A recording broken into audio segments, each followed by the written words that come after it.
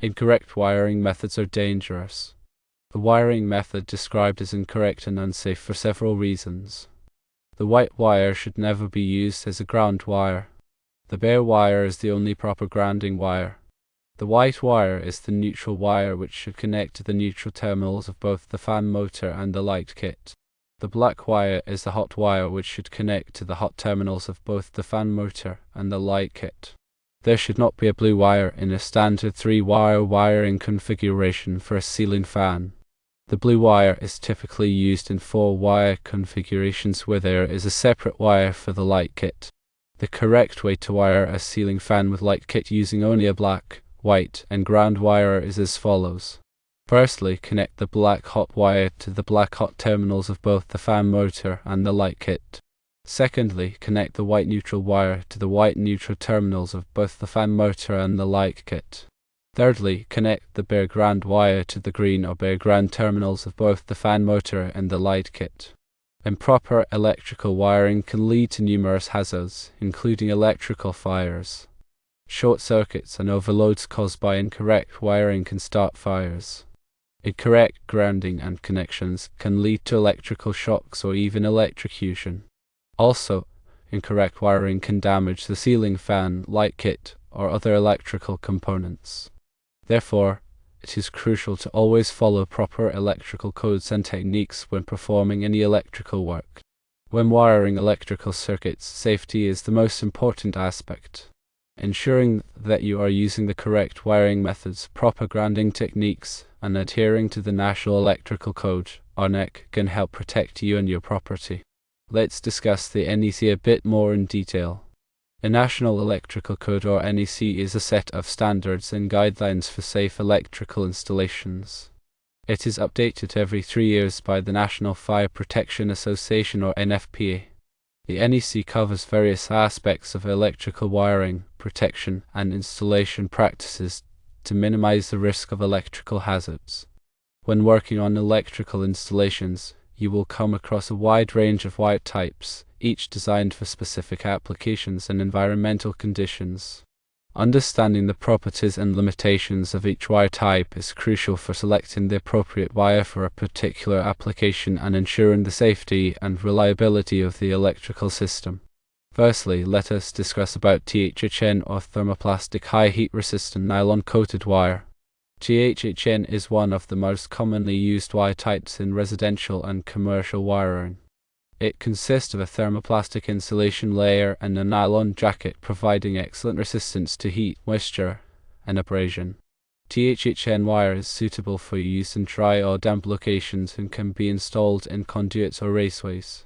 Secondly, we will talk about THWN, or thermoplastic heat and water resistant nylon coated wire. THWN wire is similar to THHN wire but has enhanced moisture resistance.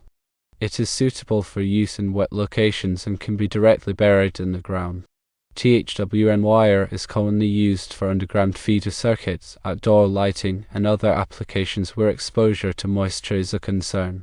Thirdly, let's move on to UF, or underground feeder wire. UF cable is designed for direct burial in the ground without the need for conduit. It consists of insulated conductors encased in a moisture-resistant outer jacket. UF cable is commonly used for underground wiring to our buildings, landscape lighting, and submersible pumps. Fourthly, let's talk about NMB, or non-metallic sheathed cable. NMB cable, also known as Romex, is a type of cable commonly used in residential wiring. It consists of 2 or more insulated conductors wrapped in a non-metallic outer jacket. NMB cable is suitable for use in dry locations only and is typically installed within walls, ceilings, and floors. Next, let's talk about wire gauges and ampacity. Wire gauge refers to the size or diameter of a wire, which is typically measured in American wire gauge, or AWG. The wire gauge determines the wire's ampacity, or current carrying capacity, which is the maximum amount of electrical current that the wire can safely handle without overheating. Selecting the appropriate wire gauge for a particular circuit is essential to prevent overloading, overheating, and potential fire hazards. The National Electrical Code, or NEC, provides tables and guidelines for determining the appropriate wire gauge based on the circuit ampacity, the type of wire, and the installation conditions. For example, according to NEC Table 310.15b16, a 14 AWG copper wire with THHN insulation has an ampacity of 15 amps, while a 12 AWG copper wire with THHN insulation has an ampacity of 20 amps. It is important to note that the ampacity of a wire may be derated under certain conditions, such as when multiple conductors are bundled together in a conduit or when the wire is exposed to high ambient temperatures. Understanding and applying these derating factors is essential for ensuring the safe and reliable operation of electrical circuits. Grounding is a critical aspect of electrical safety. It provides a low-resistance path for fault currents to flow back to the source, tripping the circuit breaker or fuse and preventing electrical shock hazards. Grounding also helps to stabilize voltage levels and reduce electrical noise in the electrical system. The NEC requires that all electrical equipment and systems be properly grounded. This includes grounding the metal enclosures of electrical panels, equipment, and appliances, as well as grounding the neutral conductor of the electrical system. The grounding conductor, typically a bare or green insulated wire, should be connected to a grounding electrode, such as a ground rod or metal water pipe, which provides a direct connection to the earth. Ground fault circuit interrupters, or GFCIs, are another important safety device that protects against electrical shock hazards. GFCIs are designed to detect ground faults, which occur when electrical current leaks to ground through an unintended path, such as a person's body. When a ground fault is detected, the GFCI quickly interrupts the flow of electricity, preventing serious injury or electrocution. The NEC requires GFCIs to be installed in areas where electrical equipment is likely to come into contact with water, such as bathrooms, kitchens, and outdoor locations. GFCIs are also recommended for use with portable electrical tools and equipment. Arc fault circuit interrupters, or AFCIs, are designed to protect against electrical fires caused by arc faults.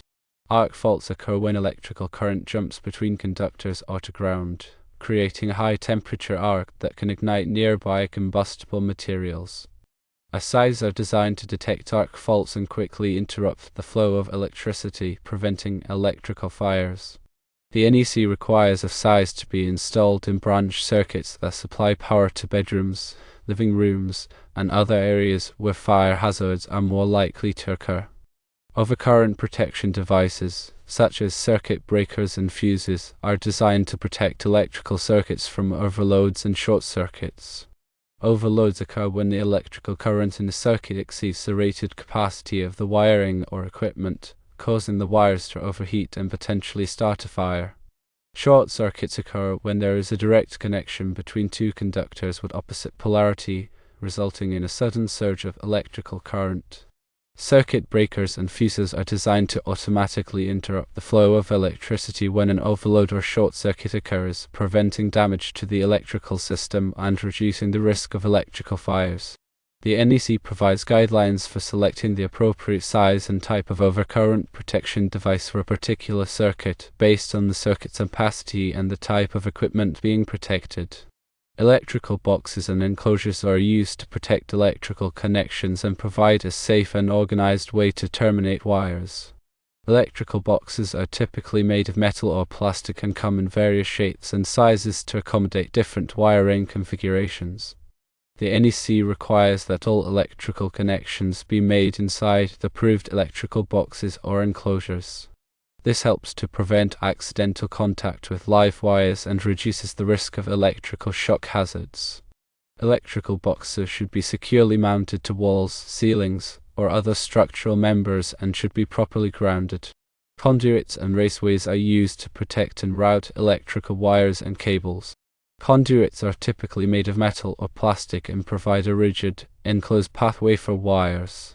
Raceways are similar to conduits but may be made of flexible materials and may not provide the same level of protection. The NEC specifies the types of conduits and raceways that are permitted for different applications based on the environmental conditions and the type of wiring being installed. Conduits and raceways should be properly supported and secured to prevent damage to the wiring and ensure the safe and reliable operation of the electrical system. When working on electrical installations, it is essential to follow safe work practices to minimize the risk of electrical shock, burns, and other injuries. Firstly, always turn off the power to the circuit before working on any electrical equipment or wiring.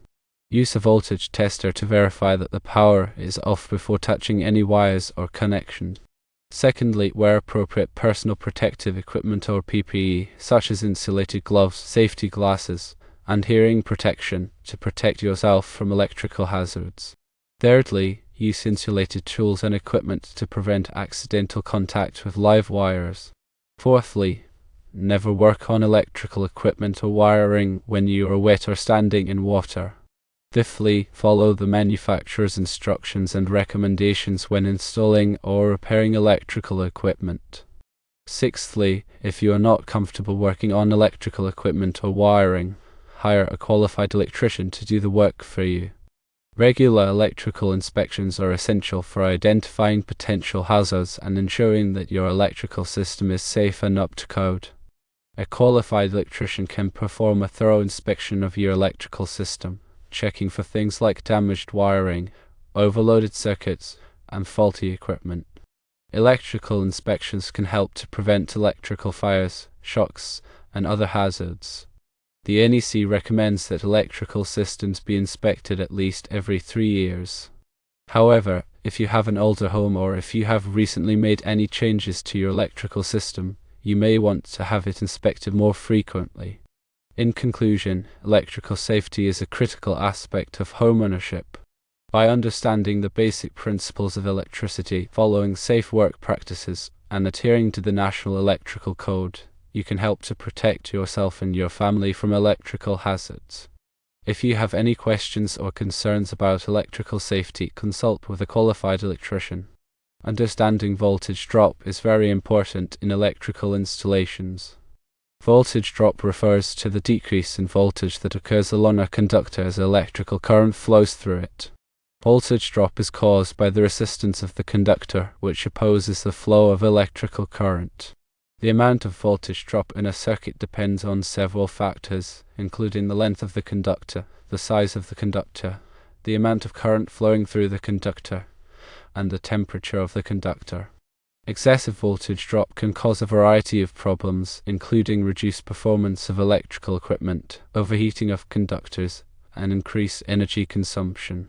The NEC specifies the maximum allowable voltage drop for different types of circuits.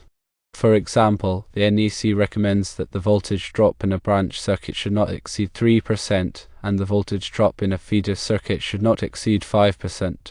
To calculate the voltage drop in a circuit, you can use the following formula: voltage drop equals current times resistance, or voltage drop equals I times R, where voltage drop is the voltage drop in volts, I is the current in amps, and R is the resistance of the conductor in ohms. The resistance of a conductor depends on its length, size, and material. The NEC provides tables and formulas for determining the resistance of different types of conductors. Once you have calculated the voltage drop in a circuit, you can compare it to the maximum allowable voltage drop specified in the NEC.